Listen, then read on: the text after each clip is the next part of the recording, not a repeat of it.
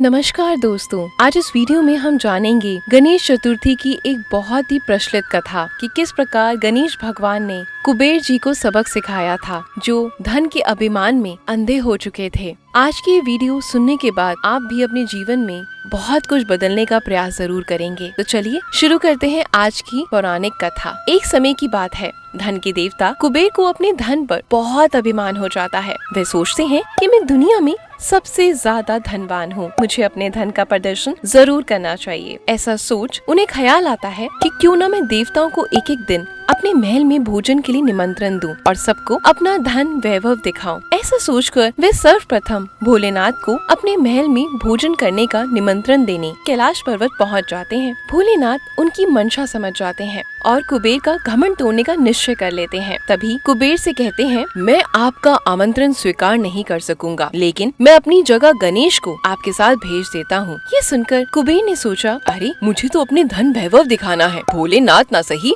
उनका पुत्र ही सही। वो तुरंत ही हाँ कर देता है और गणेश जी को अपने साथ लेकर अपने महल पहुंच जाता है। महल पहुंचते ही कुबेर अपना धन ऐश्वर्य दिखाना शुरू कर देता है। ये सब देखकर बुद्धि के दाता गणेश जी कुबेर की मंशा समझ जाते हैं और अब गणेश जी खाना खाना शुरू करते हैं। देखते ही देखते गणेश जी कुबेर के बना सारा भोजन खा लेते हैं। उसके बाद भी उनकी भूख शांत नहीं होती। वो कहते हैं, और खाना लाओ। तब कुबेर बोलते हैं, महाराज महल में बना सारा भोजन समाप्त हो गया है। गणेश जी कहते हैं, घर में जो भी फूल फल आदि है सब लेकर आओ, जल्दी लेकर आओ, मुझे बहुत भूख लगी है।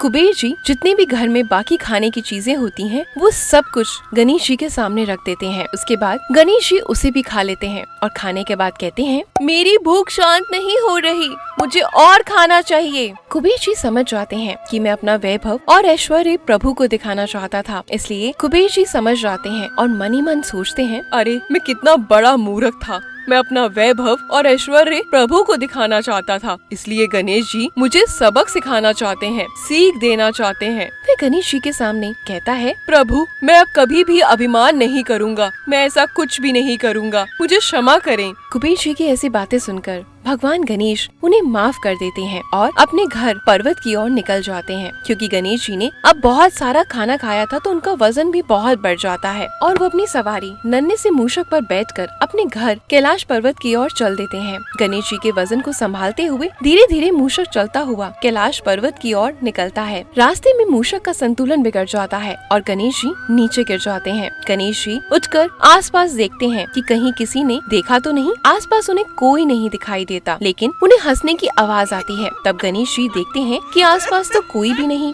फिर ये हंसने की आवाज कहाँ से आ रही है। गणेश जी की नजर आसमान में चंद्रमा पे पड़ती है, जो उन्हें देखकर हंस रहे होते हैं। चंद्रमा को हंसता हुआ देखकर गणेश जी को क्रोध आ जाता है और वो क्रोध में चंद्रमा को श्राप दे देते हैं, तुम्हें अपनी सुंदरता पर बहुत गुरूर है ना, आज से तुम्हारा ये रूप नहीं रहेगा। गणेश जी के श्राप देते ही चंद्रमा कांतिहीन हो जाते हैं।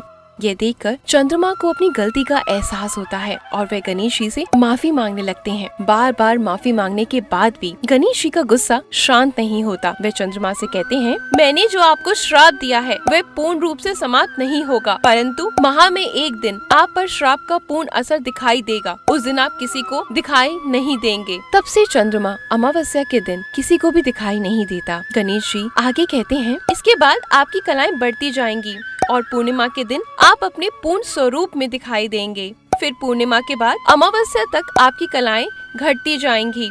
साथ ही साथ गणेश जी उन्हें एक वरदान भी देते हैं, हर चतुर्थी पर जब मेरी पूजा होगी तो आपकी भी पूजा की जाएगी। आपको भी अर्घ देने के बाद ही चतुर्थी का व्रत पूर्ण माना जाएगा। साथ ही साथ गणेश जी ने कहा, क्योंकि आज गणेश चतुर्थी है और आपने मेरा अपमान किया है, इसलिए आज के दिन यदि कोई आपको देख लेगा तो वे कलंक का भागी बनेगा। तब से लेकर आज तक गणेश चतुर्थी के दिन चंद्रमा के दर्शन नहीं किए जाते। ऐसा माना जाता है कि यदि इस दिन कोई भी चंद्रमा के दर्शन कर ले तो उसे दोष लगता है। तो दोस्तों, कैसी लगी आज की हमारी गणेश चतुर्थी की ये कहानी, मुझे कमेंट बॉक्स में कमेंट करके जरूर बताएं। और अगर आपको मेरा ये वीडियो अच्छा लगा हो तो प्लीज लाइक जरूर करें, चैनल को सब्सक्राइब करें। श्री गणेशाय नमः। धन्यवाद दोस्तों।